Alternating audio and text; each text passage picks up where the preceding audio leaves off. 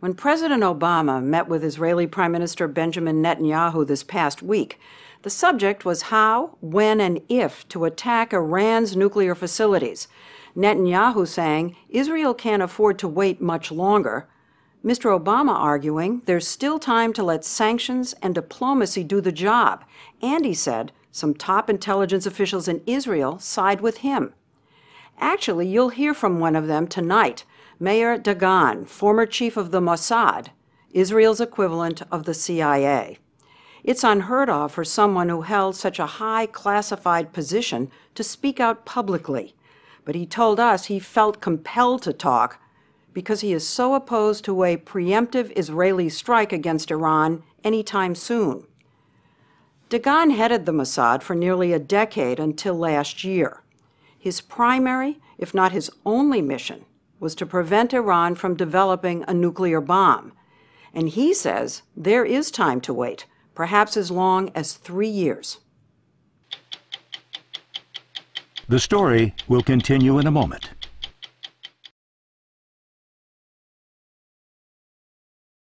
You have said publicly that bombing Iran now is the stupidest idea you've ever heard. That's a direct quote. An attack on Iran before you exploring all other approaches is not the right way how to do it.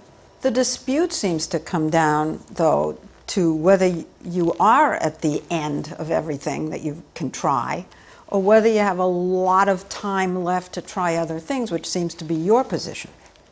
I never said that it's a lot of time, but I think that... Well, more time. More time. For nearly a decade, buying more time was his job. The Iranians say Dagan dispatched assassins, faulty equipment, and computer viruses to sabotage their nuclear program. All the while, he was poring over the most secret dossiers about the Iranian regime, gaining insights and a surprising appreciation. The regime in Iran is a very rational regime. Do you think Ahmadinejad is rational? The answer is yes. Not exactly our rationale, but I think that he is rational. Do you think they're rational enough that they are capable of backing down from this? No doubt that the Iranian regime is maybe not exactly rational based on what I call Western thinking. But no doubt that they are considering all the implications of their action. Other people think they're not going to really stop till they have this capability. They will have to pay dearly and all the consequences for it. And I think the Iranians, in this point in time, are going very careful in the project. They are not running in it. Now, if they're that rational, as you suggest, and that logical, then why can't you, Israel, and the world live with a nuclear Iran? In the Israeli case, they said that they want to destroy Israel. He says one sign of Iran's logical thinking is how they cunningly stall through diplomacy. I think that the Iranians are masters of negotiation. They invented what I call the bazaar culture of how we are negotiating. So if there are negotiations, how concerned would you be that the Europeans, for example, would say, we're talking, let's weaken the sanctions?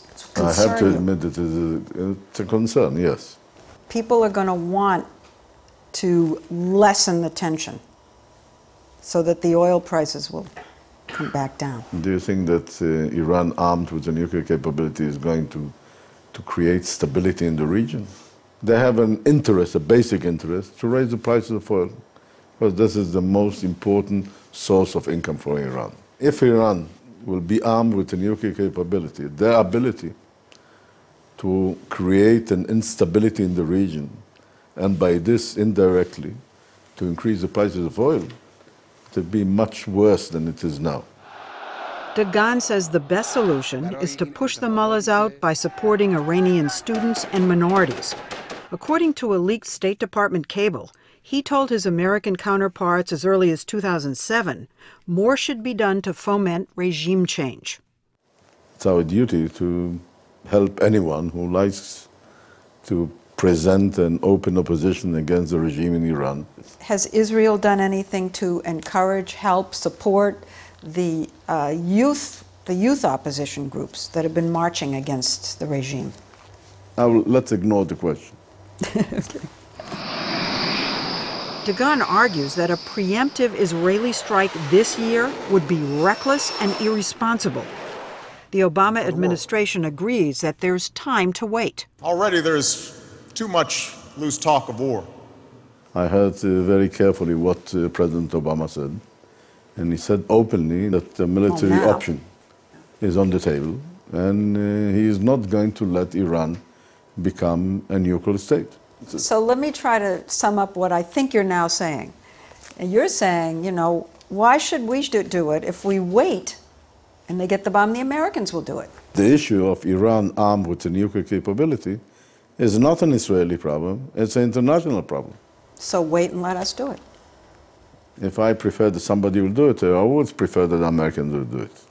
In his memoir, former Vice President Dick Cheney says that in 2007, Dagan came to Washington with intel to make the case for bombing the Syrian nuclear reactor that Israel later took out in a surprise attack.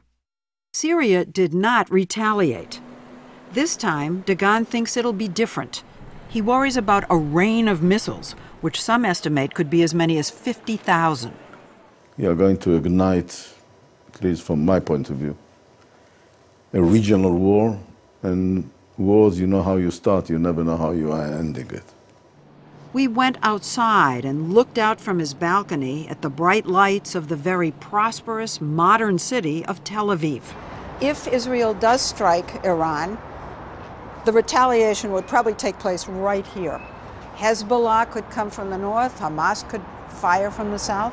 It will be a devastating impact on our ability to continue with our daily life.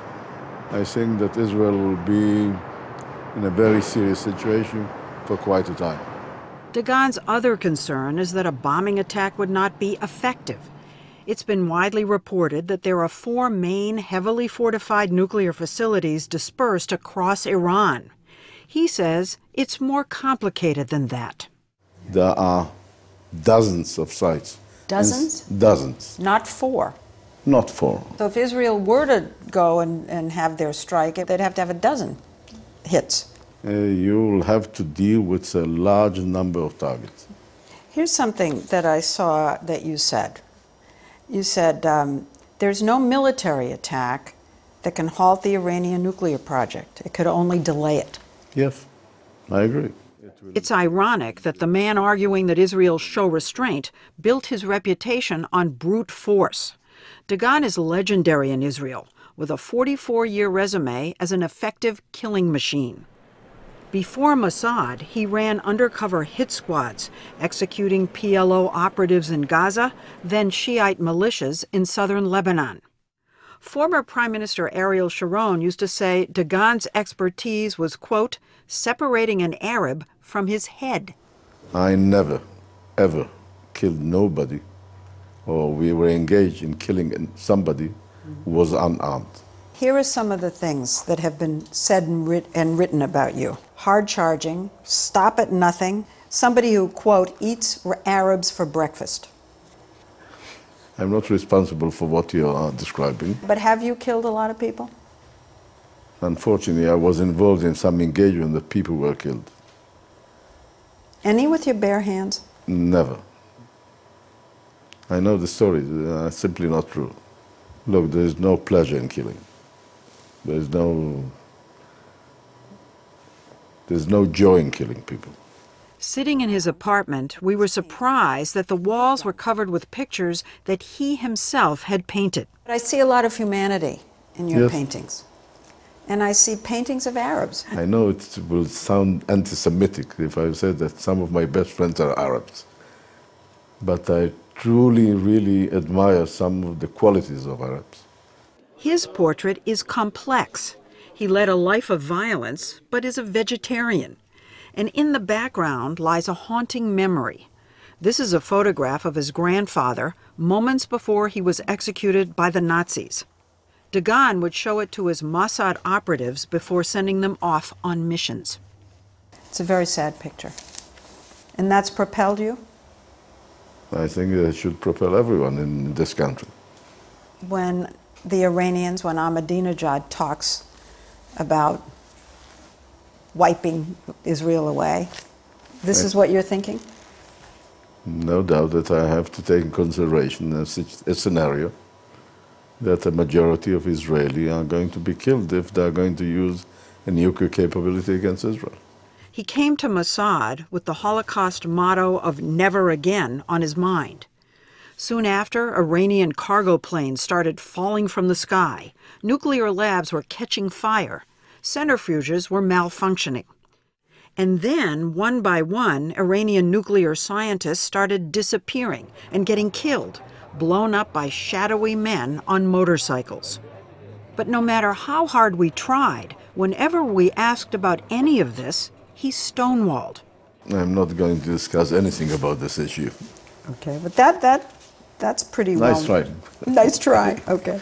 It must kill you not to take credit for it. I mean, you know, even in the Arab world, you know what they call you? They call you Superman for just this kind of I thing. don't have my costume. They want me to take out. In Superman's time, Mossad was credited with a string of daring, exquisitely executed covert missions and assassinations from Damascus to Sudan. But glory turned to scorn at a Dubai hotel in 2010 during an operation to kill a top arms courier for Hamas. What the 27 Mossad agents didn't know was that the hotel was full of security cameras, and while they succeeded in the assassination, the whole world got to watch their comings and goings, including the two agents who conspicuously hung around the elevator in their tennis shorts. Pictures of the secret agents were on front pages around the world. And this was considered kind of a disaster for the Mossad. I never heard that any Israeli was arrested. No, but the chief of police in Dubai called for your arrest. He challenged you to, quote, be a man and take responsibility, quote unquote. What do they want me that I really will take seriously what the chief of police of Dubai is saying? I wonder if it is the reason that you are no longer at the Mossad, that it was seen as such a botched operation, that basically ended your career. First of all, it's not true. I was requesting the Prime Minister to leave my office. After more than 8 years, I believe it's enough. Dagan says he retired, but it's widely believed in Israel that Netanyahu refused to renew his term, and that's one reason Dagan has broken the Mossad code of silence to criticize the Prime Minister's stand on Iran. This is payback. Payback. It's even not serious that I will reply. I have really the great admiration to the Prime Minister, Benjamin Netanyahu, and to Defense Minister Barak. I'm not sharing their point of view, but it's not a payback. I don't see it as a personal issue. I've heard of talk that people want to put you on trial. They think what you're doing is treasonous. Let them put me on trial. I'll be very happy to go on trial. It will be fun.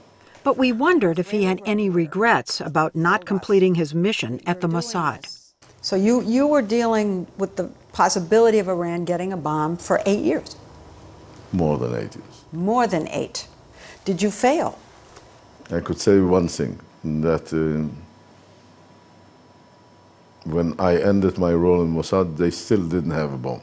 So now the spy master, who spent his entire career in the shadows, is out in the open as a public figure and a businessman. So you travel. You travel all the time. Yes. Do you travel freely? Do you use your own passport with your name on it? Yes. Do you ever look over your shoulder? Never. You don't think there's a target on you?